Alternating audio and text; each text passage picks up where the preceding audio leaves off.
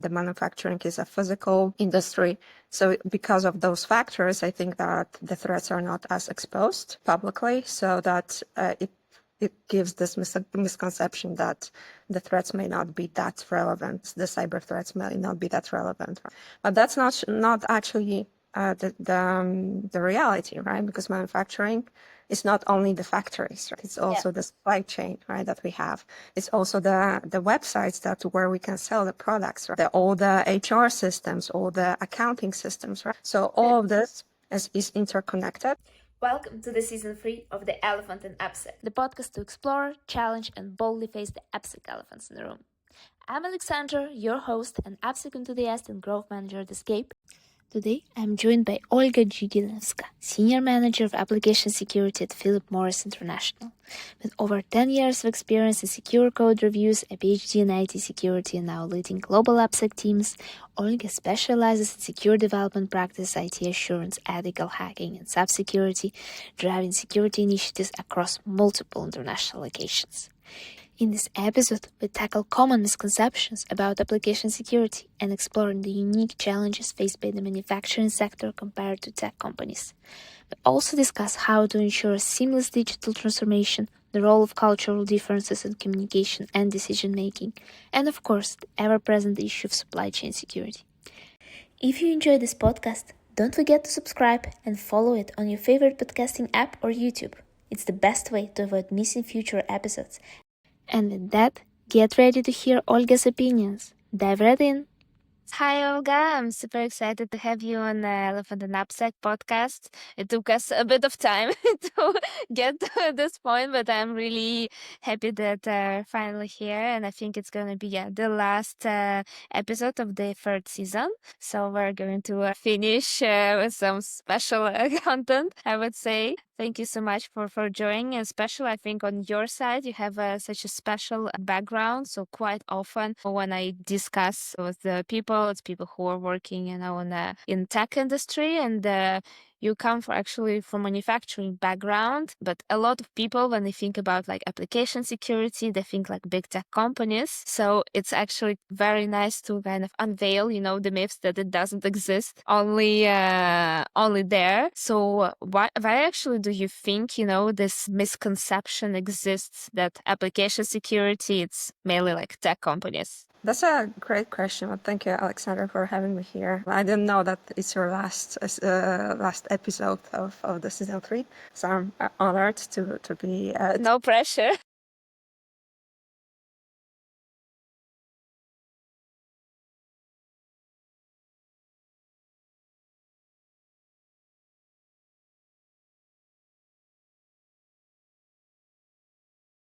If something doesn't impact the end user or customer per se, this is not something that gains a lot of visibility.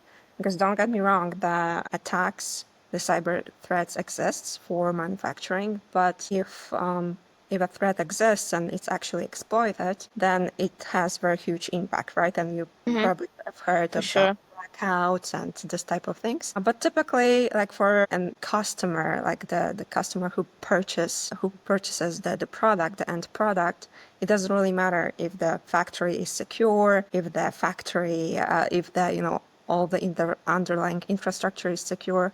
What matters is if I get the product, right? The products are offline, the manufacturing is a physical industry. So because of those factors, I think that the threats are not as exposed publicly, so that it gives this misconception that the threats may not be that relevant. The cyber threats may not be that relevant. But that's not actually the reality, right? Because manufacturing is not only the factories, right? It's also the supply chain, right, that we have.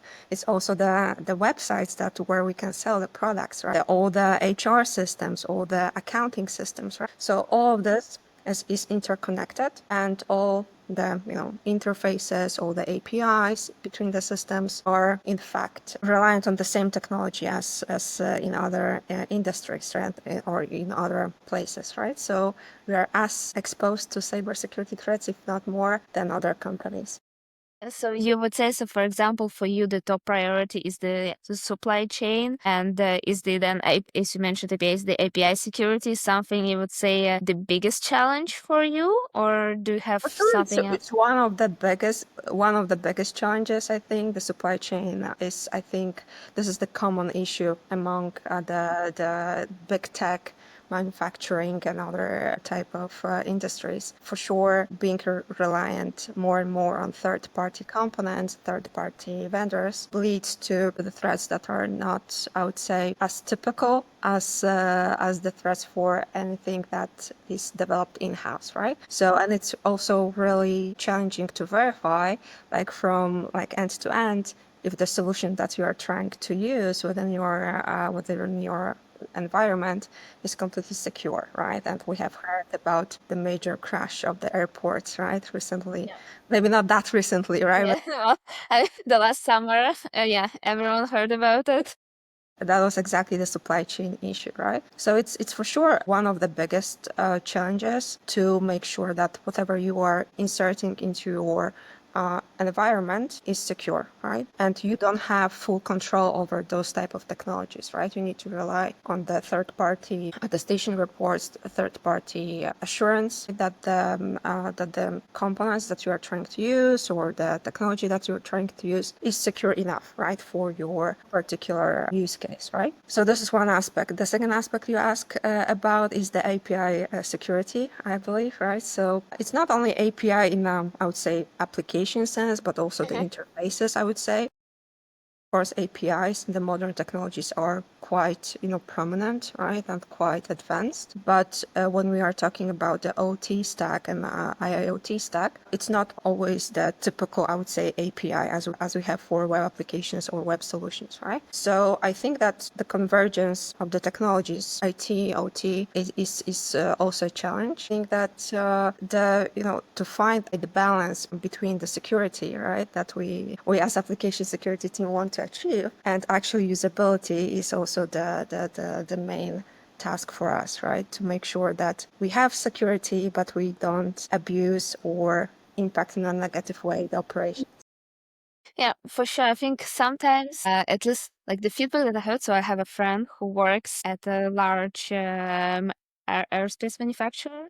Like I'm not gonna say the name because I don't know if she's allowed to mention that. But she works in IT department, and for her, she's always been telling me like, oh, cybersecurity, they don't understand at all how people at the plants work. Like that someone needs to, they don't understand like operational processes, like how someone's actually using the software in the plant. And because they don't understand that, like it feels like like security team is a police, and there is a big clash, between them and the IT department. So is it something that you've encountered actually? Yes, absolutely. So now that you mentioned this is also one of the I would say the standard questions that we pose to our candidates during the recruitment. Okay. So let's imagine a situation where you have actually a factory floor with some sort of software that's managing some sort of business type of functionality. And let's assume that because the process looks like that we have this manufacturing, everyone in the factory floor needs to have access to this particular software, and there's only one user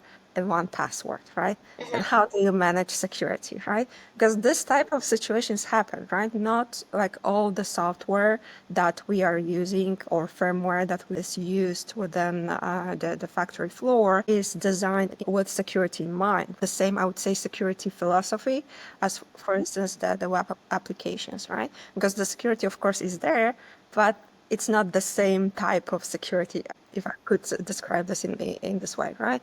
So we need to be more flexible with understanding the process, the manufacturing process, who is involved, and how we can manage the operation securely without, I would say, imposing the same strategies that we would use for instance, web applications, right? Because of course, bear in mind that if we're talking about factory floor, and even if we share one password among the factory floor user employees, right? The scope of the potential leak is kind of limited to those people, right? Because no one can enter right? Hopefully no one can enter into You don't know, physical security also is a domain.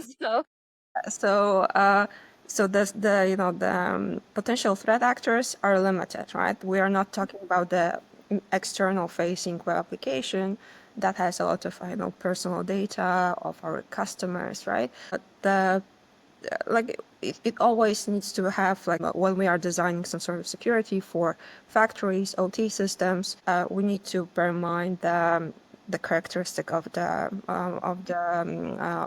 manufacturing, right?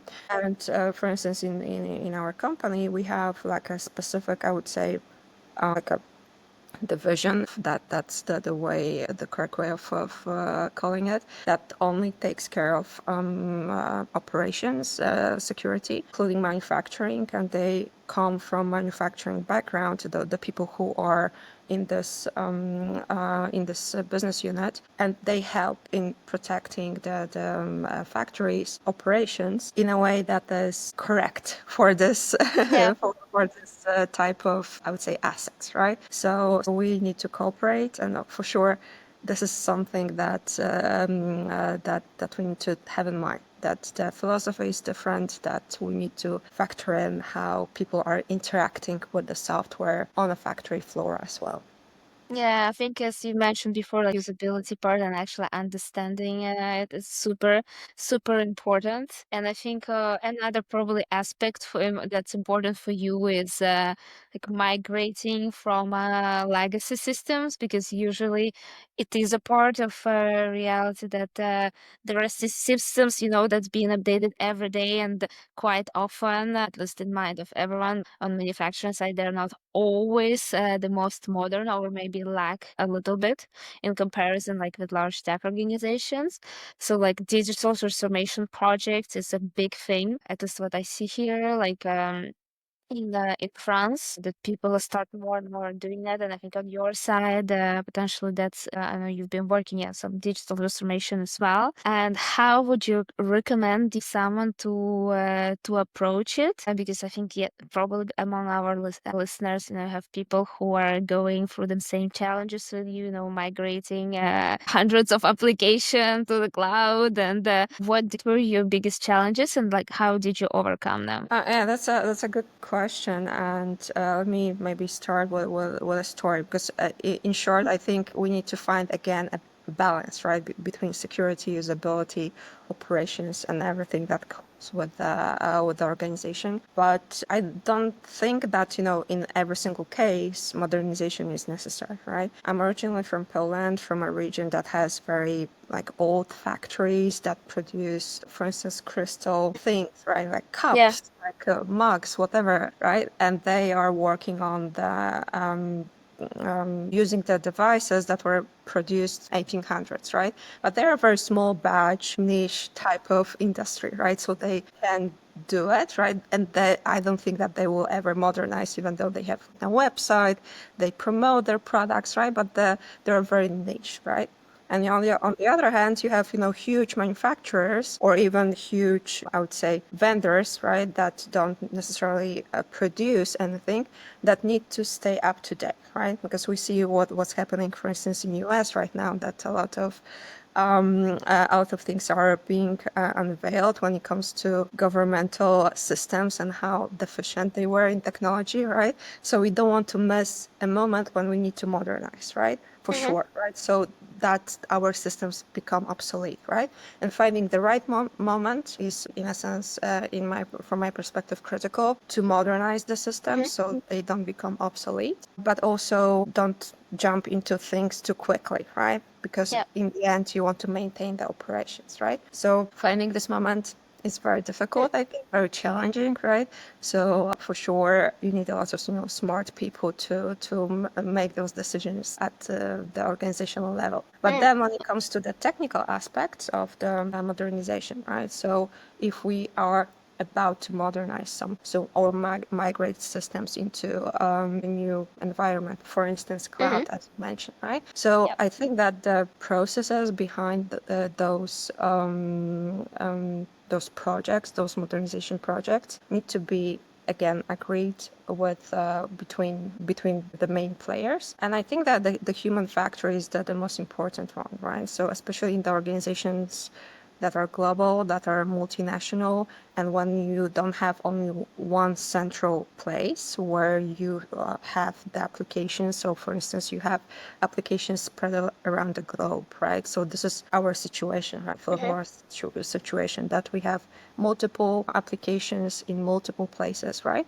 So, and we do not have everything centralized, right? So in this type of situations, what you for sure need to factor in is how people are working in different locations and how to talk to them to make sure that they understand the goals of the migration correctly. So for me, the biggest lesson learned from our journey in modernization and migration was to actually understand how to talk to people in different locations and how to collaborate between each other. Because again, I'm Polish. I think differently, I communicate differently than, for instance, people in Asia, right? Or people in Western Europe, right? So the communication matters a lot, right? But then on the technical, finally, on the technical level, what for sure helps is automation, automating certain processes and doing some sort of, I would say, I don't want to call it factory because it's not a factory in a sense, but establishing a process that is, I would say, manageable without too many interactions and too many, I would say, stops, right? So you can allow for certain things and establish that certain things don't need certain security sign-offs.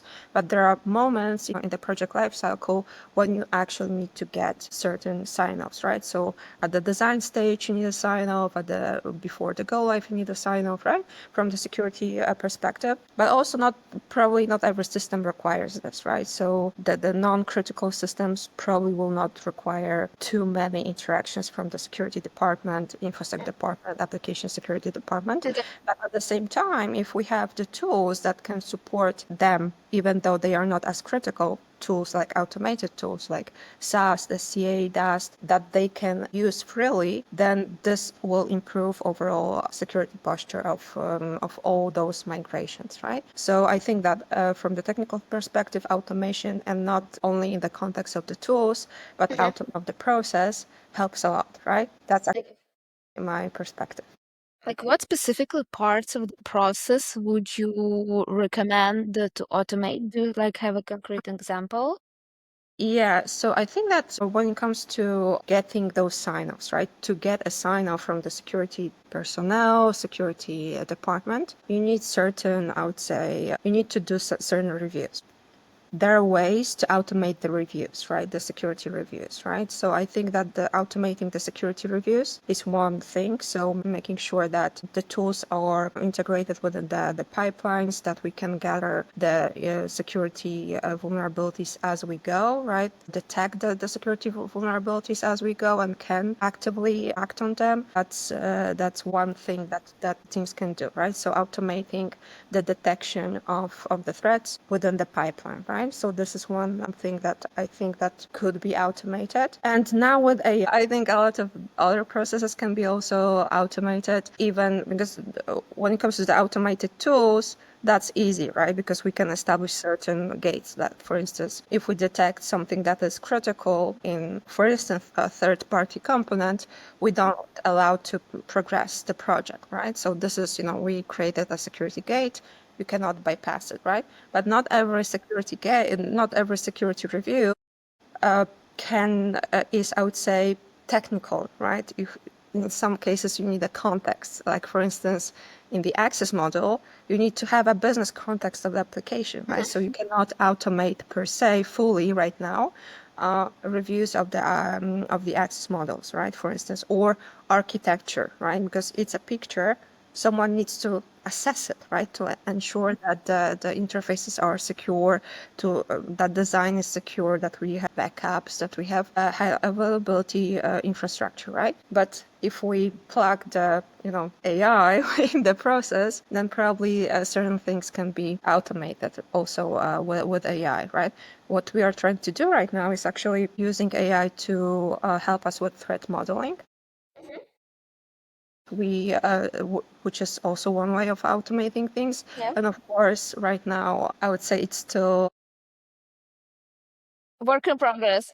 a work in progress and very early stages, but we are trying to make sure that the threats are detected early. And AI for sure is a game changer, right? In this context, right? Because of course, threat modeling also requires the interactions with people, right, and understanding the business processes. But this is one way of using also AI in automation, right, to make sure that we provide it with the business cases, with some architecture diagrams, and produce automatically at least based on threat models, right? So those are the things that I think could be automated. On the things that maybe would be challenging to automate, it's still, I would say, risk management. I think there's so much context. There's so much business context in risk management because it's not about, I would say, technical risks. It's also about what kind of risks you can bring to the organization, right? So I think at least I wouldn't feel comfortable right now with delegating this as automated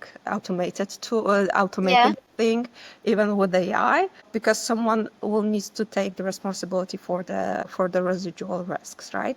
So of course the tools produce some threats, produce some vulnerabilities, well, not produce, but detect, right? But then someone will need to take a decision whether to move forward, even though we have those type of risks or not, right? And you need full organizational context to make sure that this particular risk is or is not a threat to the organization, right? So I think this part is very challenging to automate. I think maybe in the future it could be somewhat automated, but I think that for now it's something that I wouldn't personally feel comfortable with automating. Yeah, so I think just to sum up, like you would feel more comfortable with automating like execution, like drawing and drawing the process and explaining how it works, but but not comfortable at all when AI should make a decision for you. Because which kind of makes sense because then like AI is basically responsible for the whole impact on which makes sense. I think regarding threat modeling, I'd say it's a very controversial and sense topic. Here in the conversations that I had, AI was definitely like some people are very for it, some people are quite against using it, but there are more and more tools I think that come out that help with that, like external tools. Yes, yes, I understood you guys are building it in house, but yeah, there are more tools that try to help with it as well. I want to come back to what you mentioned about your kind of biggest difficulties in culture, managing, like modernization across cultures. What was like the most like challenging or stressful moment that in terms of communication that you had to manage? Well, there are a lot of moments like that. It's hard to choose one, to be honest. But we come, me and you, from pretty much similar backgrounds, right? So we are from Eastern Europe, so you know how we communicate. We're very direct, right? And we can like argue in a sense or have heated conversations in a call, but then we are still friends and friendly at least. So it doesn't ruin anything, right? But for sure, right now I'm in US. Conversations here are more, I would say, proper in a sense, right? So you need to be politically correct, you need to go around, right? So the topics you don't need to not necessarily are looking into like, be very specific in terms of, your feedback, right? It's more like, oh, maybe you should do more of this or that. So it's the message is for sure softer, right? But for instance, in with my colleagues in Asia, I think it's better to be very also direct, right? So if we establish certain expectations and processes for them, it's better for us to understand where we are at and what to follow, right? So it's really, I wouldn't say that there was just one conversation that was difficult for me, for sure. Joining here, this organization, well, PMI, it took me a while to understand, right, why I'm not getting what I asked for, right? Or someone doesn't respond to my, email, right? Or someone misunderstood something that I meant, because it's not always the communication part, right, or the language barrier, but how people are processing the information, or the understanding what those actions actually mean to them, right, or to me, right? So I wouldn't say, in short, that there was one specific situation. For sure, working in a multinational company is very challenging, and when it comes to the communications, the quicker you learn how to communicate with different people, and the quicker they learn that what you are about, what's your background, the less of those, I would say, miscommunications happen.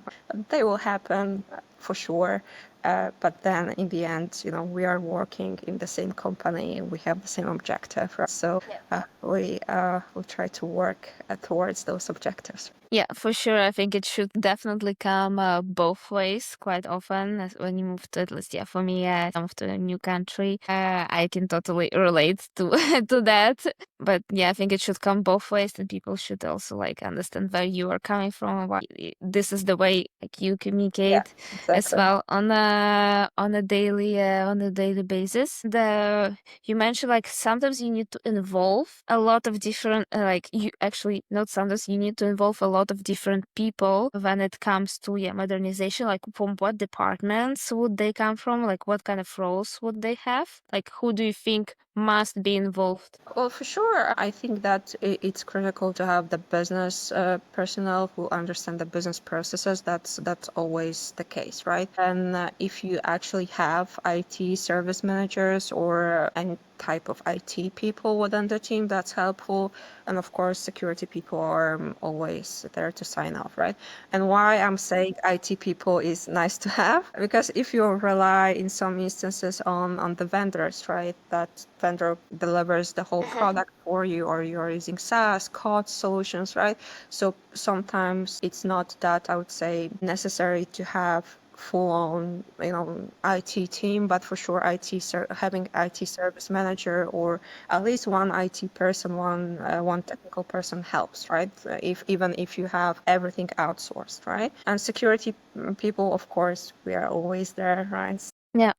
We are the I mean, it police. depends. Not not always. It depends how secure, how mature organization is. Exactly, right? So that's why I'm saying, like, not IT, right? Because I'm not maybe from IT. If you had like, well, I'm from IT, but Yeah. not the core IT, right? So probably if you had IT person here, then they would say, oh, security is an option, right?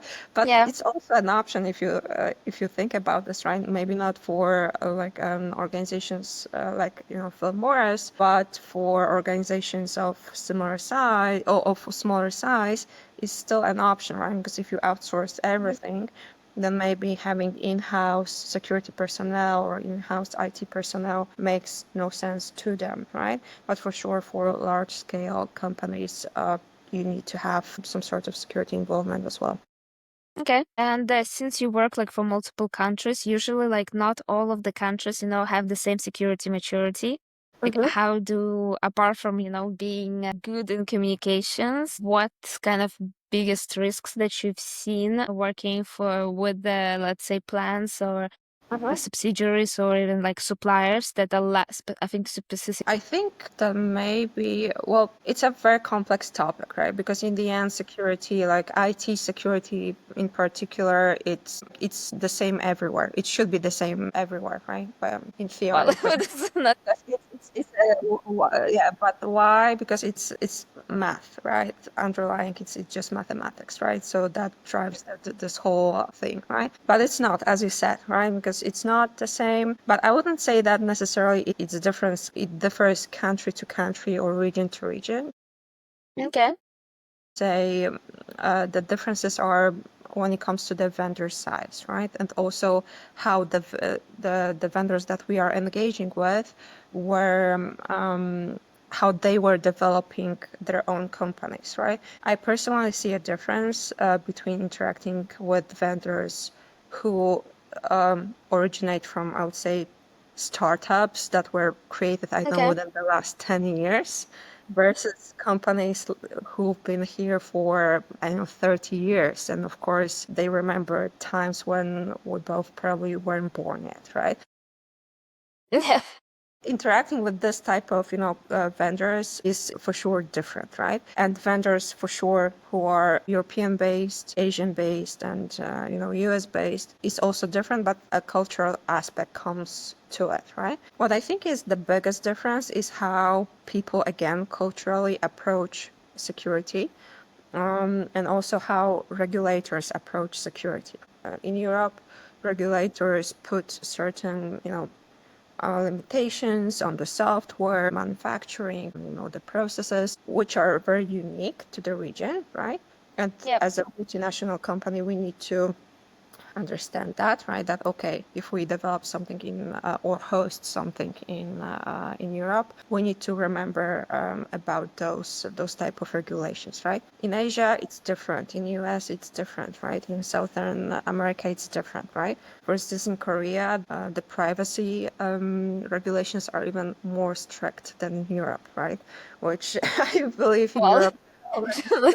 right? So you need to have those, local people who will tell you, hey, by the way, we need to make sure that we have even better safeguards for our data because of those regulations, right? So I think that, it varies for sure when it comes to maturity, I would say, of the vendors, but I wouldn't say that it varies because of the regions that they are Mhm. in per se.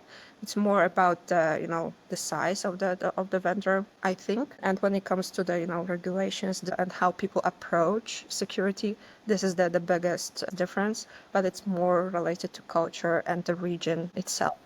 Yeah, and probably I think your size and probably like the appetite for risk, like you mentioned at the beginning of our conversation, that if it's a company that produces like a glass Yeah. walls, it's gonna be very different because I worked at the company that was in manufacturing and they were actually established before I was born. Yeah. So yeah, I know that for them, for example, like application security and organization was not specifically Mhm. a priority Yeah. topic. I think also what's different, but again, I think it's cultural. It doesn't have much to do with the security Mm. maturity. It's how people make decisions, right? So how in the context of security, right? Because if you have even like smaller vendor that is from I know Poland, for instance, they will approach security, I would say, in more courageous way, or the changes in more courageous way because they potentially have less to lose, versus bigger companies are, I would say, or bigger vendors are a bit maybe less flexible because in the end it's the same thing that I commented on in the context of modernization. You not necessarily want to blow up a multi-billion-dollar asset just to add this one feature that will improve security or something by 0.2%, right? Yeah. So uh, it's quite interesting topic, right? How people in different companies, different regions approach security, but it's not, I would say, as easy to say, okay, they have different maturity, right? Because there are a lot of also cultural and regional factors that can impact those decisions. Yeah, it could be a topic for someone at for the PhD. Yeah, yeah. In Not necessarily even the technical person, right? So I think like if someone is into like psychology or business psychology, they can for sure drive this type of topics. Sure, I think, and it could be very, especially, I think cybersecurity is going to be more and more progressive in the future, and it is partially, like you can see how much how much the importance grew within the past, I would say even 5 years. Like I even hear my parents and now talk about it. Well, I never, ever talked about it before, and potentially, like, there will be more people going into that in the future.